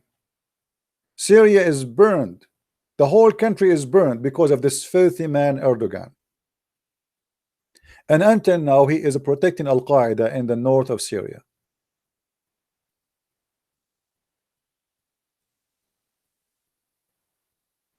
No, Erdogan is not losing his mind, my friend. He's a very smart person. He's a very smart person. He knew how to drive the crowd, the Muslims. The Muslims, they love hate is, you know, the Muslims who they are supporting him, especially. I'm not saying all Turkish, because not all Turkish are Muslims. Do you remember just a few days ago we made a video about women who marched by hundreds of thousands in Istanbul? Do you remember what they did when they heard the adhan prayer? Who remember what the women did? If you search right now in the news, Erdogan was attacking those women for disrespecting Islam. So mistakenly people think that every Turkish is a Muslim. That's not true.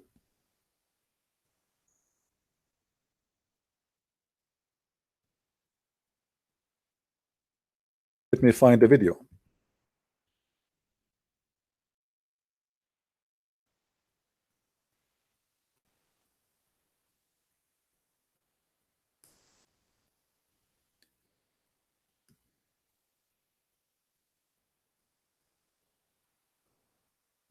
Erdogan, if you look with me here in the news, Erdogan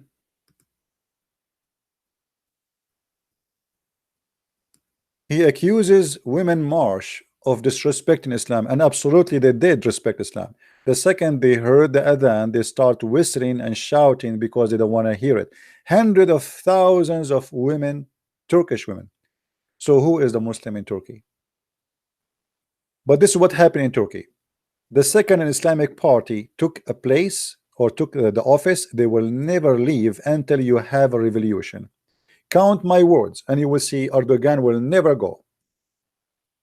Will never go unless they drag him out of the office. Islamists, when they take an office, they never leave.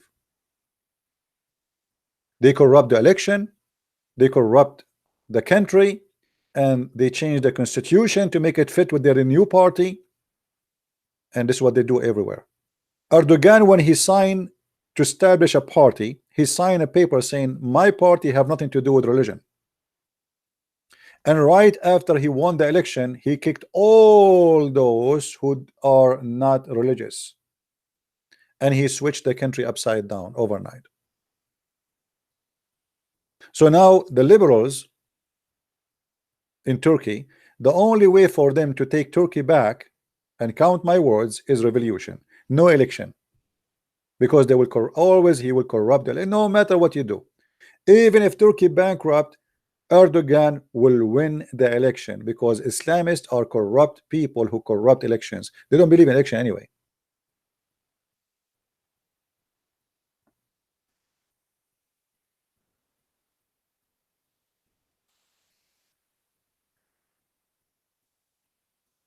You see, the Muslim Brotherhood, the same party of Erdogan, they win the election in Egypt.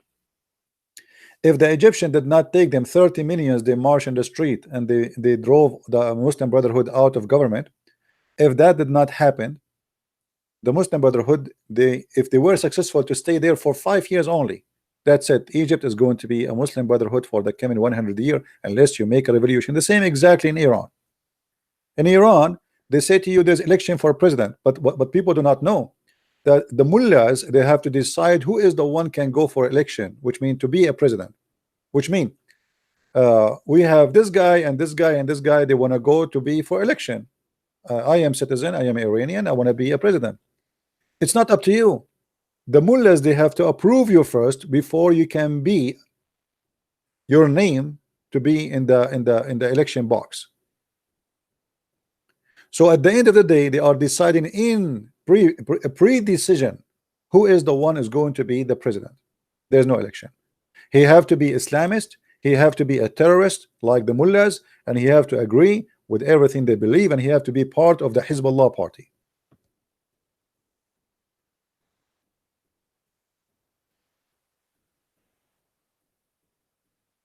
David Kenwood, ISIS is not gone. Absolutely, ISIS is not gone and never gone. Actually, ISIS is Muhammad. Muhammad is the founder of ISIS. So what ISIS is gone? ISIS is Islamic State. You know, even they changed the name from Islamic State to ISIS to avoid saying Islamic State. But the fact it is Islamic State. Muhammad is the founder of the Islamic State. As long as there is Muslims, there is going to be, they will try always to have Islamic State. Same, doesn't matter. Malaysia doesn't matter which country. The second Muslims they come into government, you cannot take them off unless you do have a revolution, and that will cause a lot of bloodshed, sadly.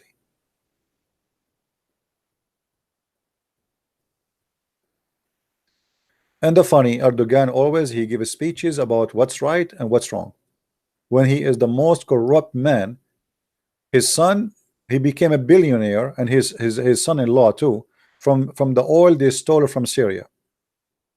All the manufacturers which was in the north of Syria, all the machines, all the cars, all the trucks, the whole city smuggled into Turkey.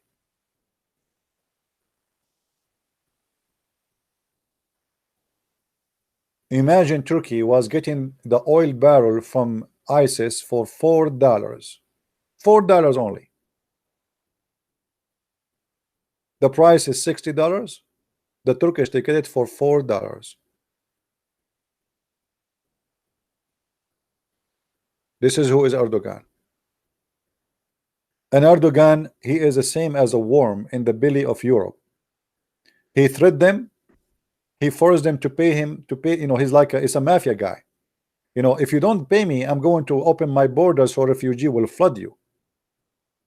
And now Europe, they have to bribe Erdogan with billions and trillions of dollars. Actually, country now is surviving. Turkey is surviving by the money is given by the European for the purpose of the refugee. Erdogan, he spent 1% and he take the rest for his pocket to survive.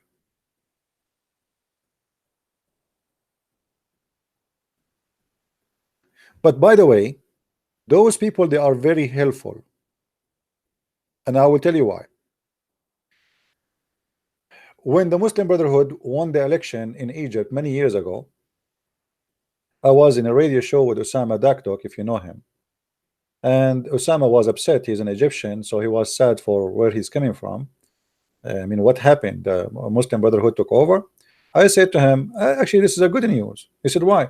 He said, the best way to show Muslims that Islam is a stupid cult is to make them under Islamic government. As long as there is no Islamic government, they will not really see the real face of Islam. Because Muslims, when they are not in the government, they can give you speeches about Islam is the way of solution, the way of life, brother. If we have Islamic government, things will be different, brother. Now, okay, now they are Islamic government. Let us see what they do. And I told him, you will see. You will see. In less than a year, 30 million Egyptians, they strike in the street because they saw that the Muslim Brotherhood is the most corrupt party Egypt ever witnessed. Before they thought, okay, you know what, maybe because those people are not Islamists, they are corrupt. Maybe this president, he is a Muslim by name. This is why the country is not going to the right direction. So let us vote for the Muslim Brotherhood. They have long beard, they praise Allah, they are believers, they have the black spot in their forehead because they bow down to Allah a lot. So let us give them the chance. And when they give them the chance, they witness firsthand how the country was collapsing. And Erdogan is the same. Since Erdogan, he took Turkey. Look at the currency of Turkey. I don't know how many of you are Turkish. You go to the market to buy a chicken. In the morning, the price, let us say 5,000. Afternoon, it is 10,000. This is how life in Turkey is. Trump, if he make a tweet, just a tweet, imagine how weak this country is. To the point, if a guy, his name is a Trump, sitting in his ass in the White House, he make a tweet against Turkey, the currency immediately lose between 20 to 30% of its value. A tweet. So what if a Trump, he made 5 tweets a day?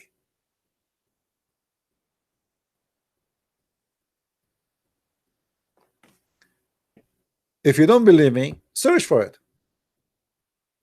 This guy, Trump, is very smart.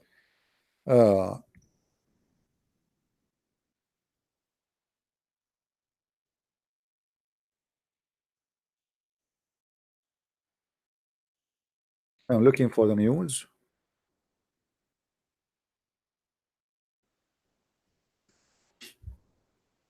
Look at this.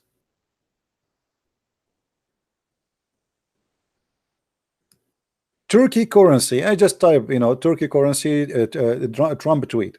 Turkey currency takes 20% dive to fresh all-time low after Trump tweet. This is how bad the country situation is. To the point a foreign man from foreign country, he make a tweet and you lose 20% of the value of your money by a tweet.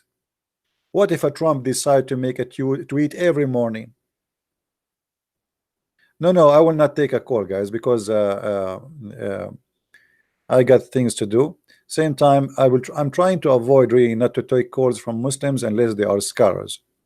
If there is a Muslim, he is a scholar, I will talk to him. You know, I'm done with Muslim kids. And they just make me shout, and you know, there's no point.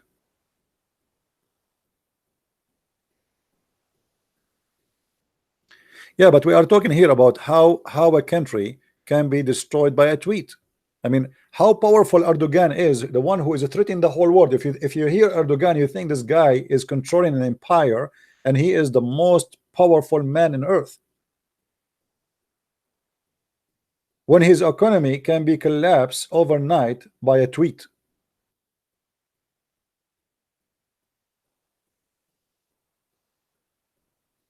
Well, it's good for him because Trump, you know, he is not favored by most of the media, and they hate him.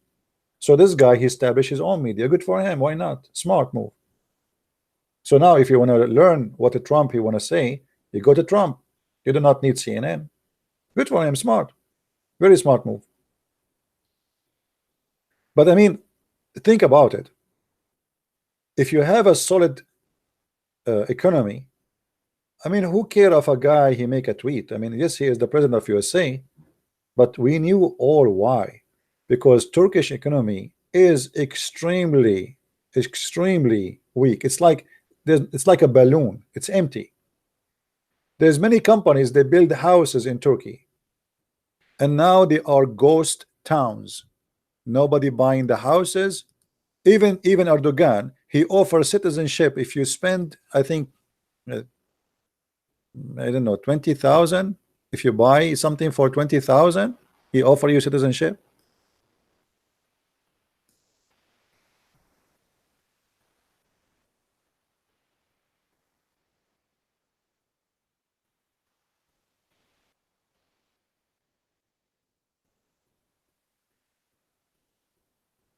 Buruj Al Babas, 200 million house in development, located near wherever. It's a ghost town, and they make it look as if it is like Disneyland. Nobody have money. It is dead. And this is, by the way, it is a religious ghost town.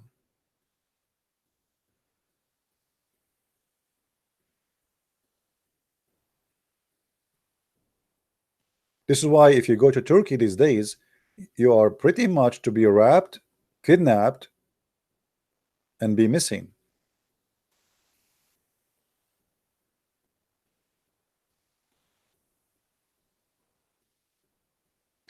Dar al-Islam and Dar al-Harb. Maybe next time, Ahmad, sorry, Aknad, we can talk about the land of peace and the land of war in Islam. No problem. So they build a religious city. Let us see the images of the city. I became interested. I want to buy. Yeah. You see how they make it look like a Disneyland. Yeah, you think this is like a Disneyland, really. And actually, it looked really stupid. I mean, look at the city. Look at this town. Who in the world want to live here? What kind of houses those houses is? It's like Harry Potter houses. I mean, literally, it's like a horror movie. It's like a witch houses.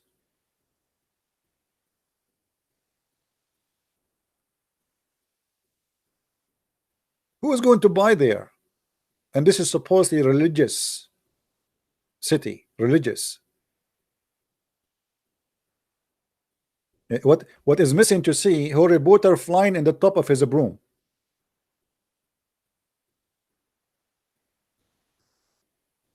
Look at this. It looked like the KKK hats. What is that? How silly, how stupid to have such a city. It's ugly, it's disgusting, it doesn't make sense. I mean, the designer obviously have a mental issue. Look at this. What is that?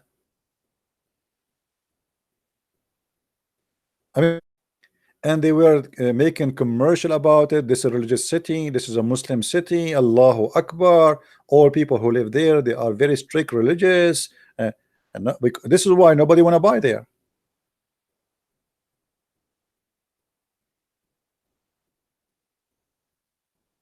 What do you mean no screen? No, my screen is off. I was on. All black. Oh, okay. Hold on. I think my connection is getting weak. Okay. Hold on. Let me see what I can do. Give me a second, please.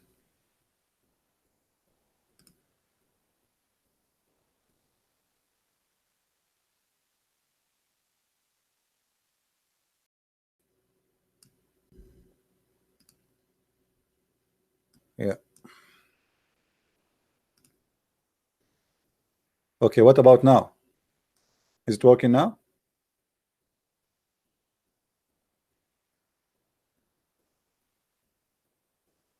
Let us see now.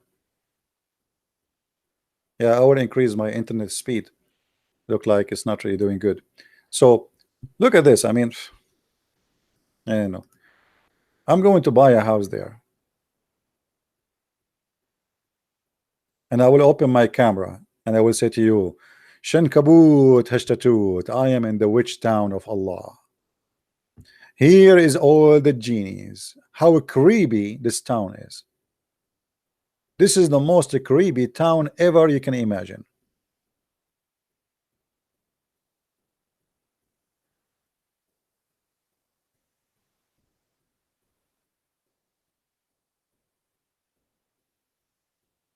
And what is that tower?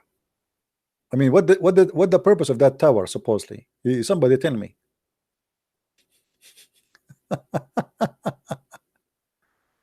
Anyway, let it go. Let it go.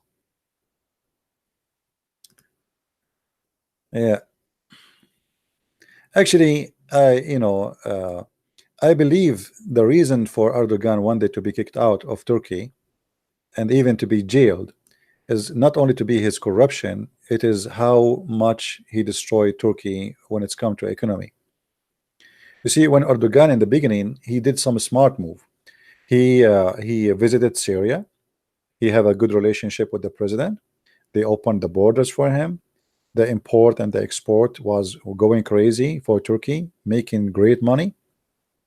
Where Turkey opened the gate of Syria all over Middle Eastern countries like Saudi Arabia, Jordan, even Israel. And then he changed his mind because he's a Muslim Brotherhood.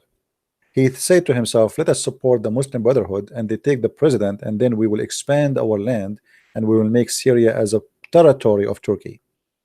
And then we will make the Muslim Brotherhood take over Jordan, and we will make Jordan a Muslim Brotherhood territory, part of Turkey. And Egypt won the election by Muslim Brotherhood at that time. So he said to himself, oh, we can now connect Turkey all the way to Egypt, and all this land will become the caliphate land of the Muslim Brotherhood. And he wanted to be the caliphate. It was a dream. And then the Russian, they screwed him up. And then the Saudi, they put more nails in his bum. And then the Emirati, they give him more screws. And since then, the country is collapsing. So right now, the one who is fighting the Turkish economy is specifically the the Saudi, the Emirati, and Bahrain, and Egypt. And Erdogan is not trustworthy for European too. They knew he is a gang person. Anyway, guys, I want to say thank you for all those who came here, and thank you again for those who make a donation, and for those who say God bless you and I don't see you, and those who ask me question, I don't read your question. Please forgive me. Sometimes it's very hard to read all the questions.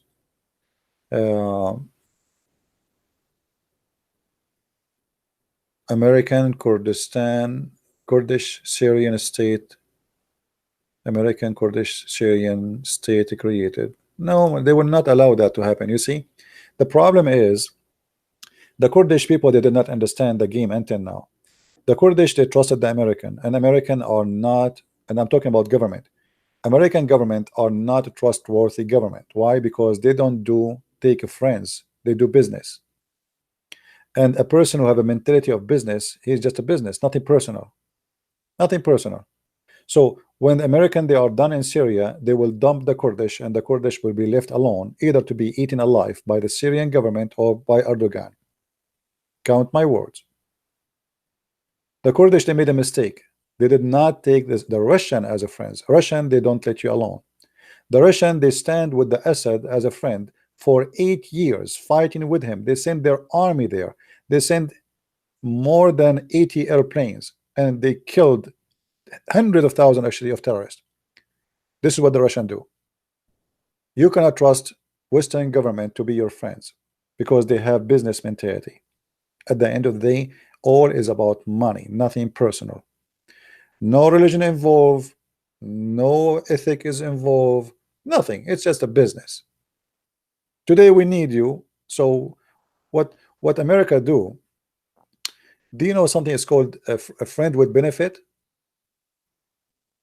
You know what does that mean, right? Friend with benefit. This is what they do. They friend you with benefit. And I'm talking sadly about the country I live in. This is how it is. They can dump you overnight. This is what they did with the president of Egypt.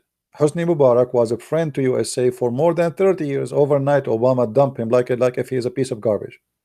Overnight, because Obama is a Muslim Brotherhood at the end of the day, and he wanted to see an Islamic party, his party, taking over Egypt. But even if it's not Obama, it's going to be the same. They will dump him. The same as America, they dump the king of Iran. Why we have this regime, Islamic regime in Iran? Most people do not know the truth, that it was America who dumped the king. They left him alone. The king was their best friend, and overnight they dump him.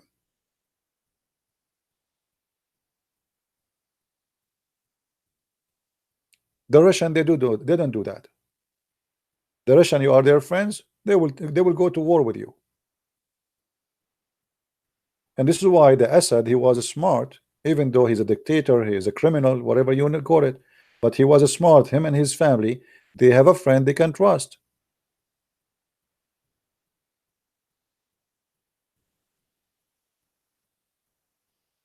When I can expect me translating the Quran, my friend, when I stop doing broadcasting. Do you see how many hours it's taking from my day? Yeah, I hope I'm working it, but soon we will have my book, which is in Spanish, will be published. This is very good news. I'm really happy, excited to see that the Spanish book is going to be out soon, because the Muslims, they are targeting Spanish people, big deal. And I'm really grateful for the person who did the translation voluntarily. I did not pay a penny for it, as all my other translations. You see, the Lord, yes, I am poor. Yes, I mean, but always I see that the Lord always provide me with amazing people who I can trust, and look how great they are voluntarily.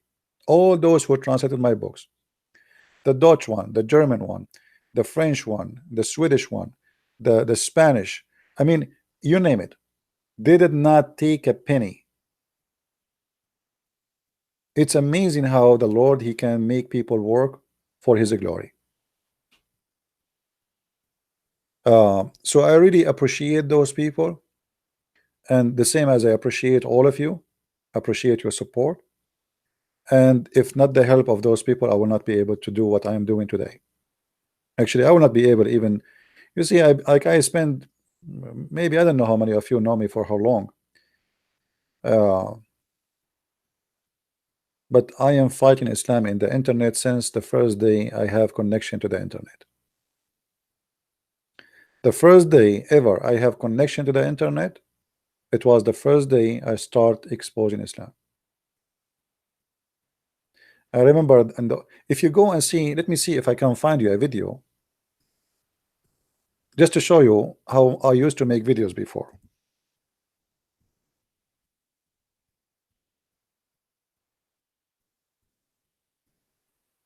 I used to use a camera, a camcorder. I'm trying to find the video. There's a video made by the Iranian TV,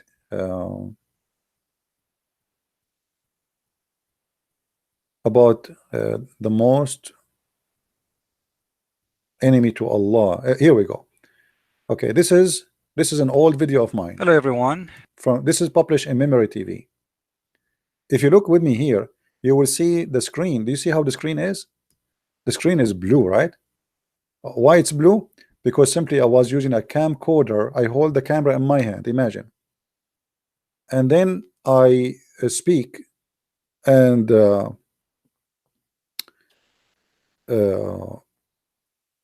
camera is recording, and then I have to process the file. It takes forever. Computers in the old days are very slow. Internet is horrible. The file is so big. I mean, you name it. Oh, you can see the screen. Sorry, I apologize. Hold on.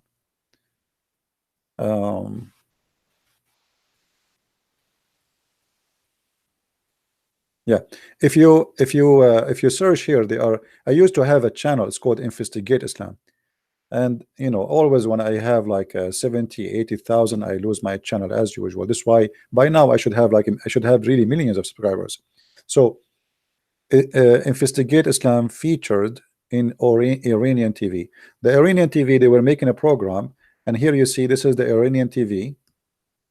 Memory TV clips used by Iranian TV, channel 2, Iran, November 5, 2007. And I learned about it long after. I mean, I did not learn about it in 2007, but somebody saw it and they say, hey, your video is in the Iranian TV.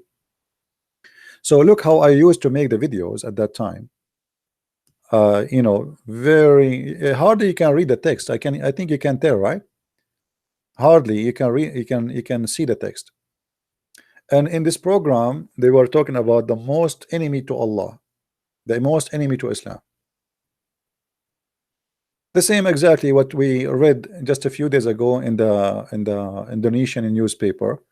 The most enemy to Allah is a Christian prince, right?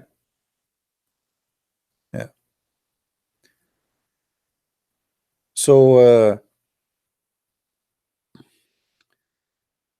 I did a lot of work, and I'm really happy for what I did, because tens of thousands of Muslims left Islam because of my videos, and I am not exaggerating. I confirm that to you.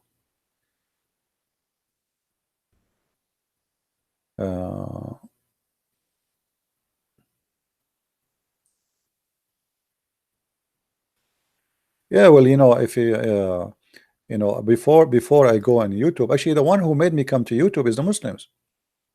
The Muslims. The Muslims is the one who made me come everywhere. It was the Muslims who made me make a book. You believe it or not? Before I used to debate Muslims in a program called Hear Me. Very old program for chat. And then the Muslims, they challenged me to come to a program. It's called Paltalk. And then I went to Paltalk, and I made thousands and thousands of debates in Paltalk. You want to hear one of them? And by the way, I used to stay, like you see this video here is 8 hours. Do you see it? 8 hours? Okay. 8 hours is the limit of YouTube. But honest to my Lord, sometime I stay in Paltalk 12 hours, 13 hours. Actually, once, you believe it or not, I opened Paltalk in a Friday afternoon. I went to work Monday morning without closing Paltalk. Don't tell me how I can do it. The Lord, He knew.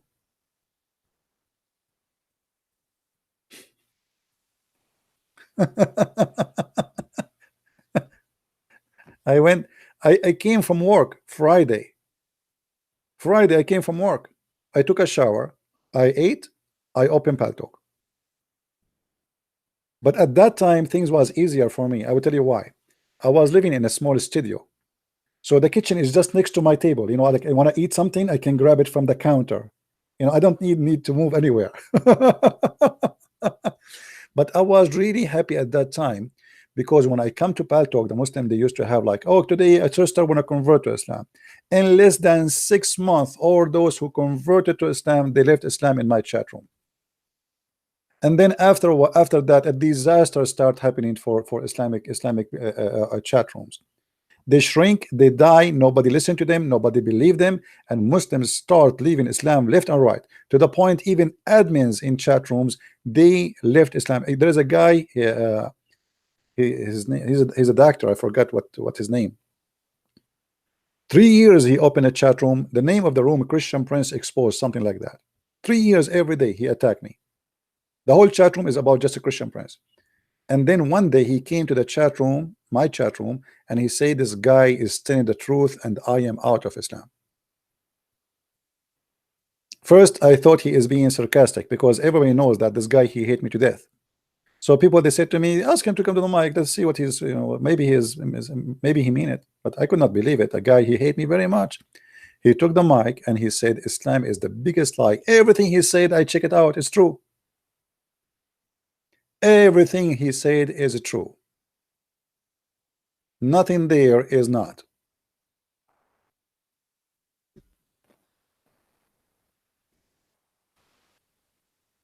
So we have a long journey, my friend. Maybe you know me in YouTube, maybe today, maybe yesterday, maybe a year before, maybe 5 years ago, maybe 10 years ago. Still, this is, you know nothing yet about what we did. We did a lot.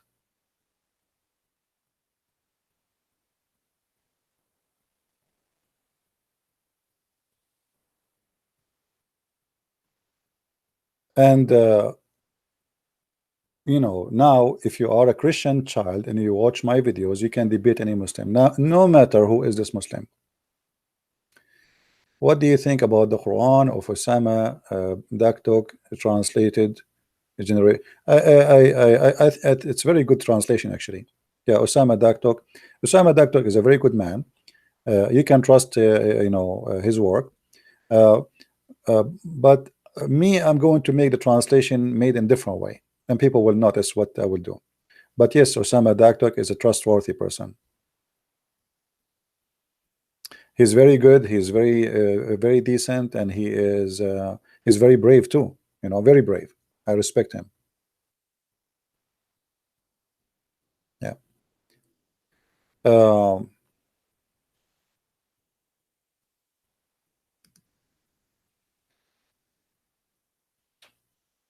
are you sure about what? About Osama? Yes, absolutely, I'm sure. And I know him in person too. He's a wonderful person.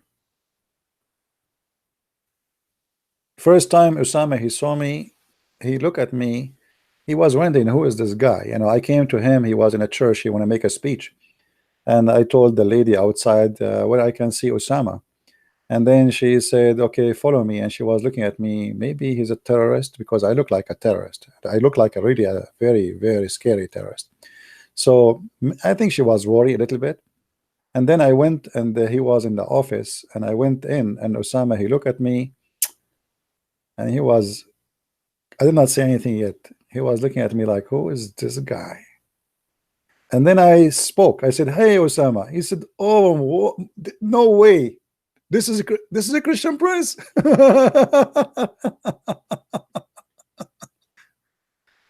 You know, if I don't speak, there is no way you will know. But when I spoke right away, he noticed that this is me. He said, I could not believe it that you look like this. And now you know why I'm still not married. So you get an idea, didn't you? I scared the hell of him. So God is good. uh,